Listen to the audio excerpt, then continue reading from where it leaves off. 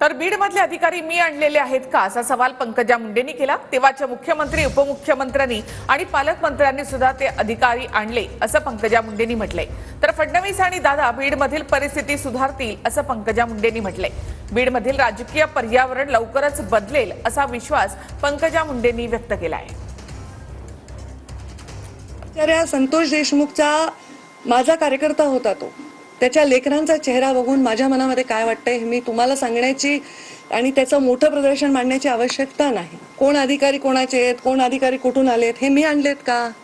तेव्हाच्या मुख्यमंत्र्यांनी, तेव्हाच्या उपमुख्यमंत्र्यांनी, तेव्हाच्या पालकमंत्र्यांनी, तेव्हाच्या यंत्रणेने ते आणलेत। आता ते स्वतःही म्हणतात की आम्हाला ह्याच्यात शोध लागला पाहिजे, तपास लागला पाहिजे, योग्य माणसाला शिक्षा झाली पाहिजे।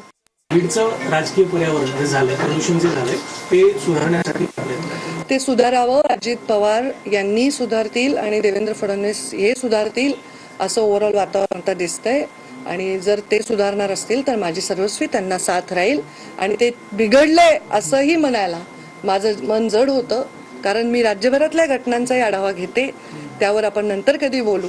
पण ते बिघडवण्याचा प्रयत्न कोणी करत असेल त्यांना आपण पाठीशी घालू नये अशी अपेक्षा आमची पण नेत्यांकडून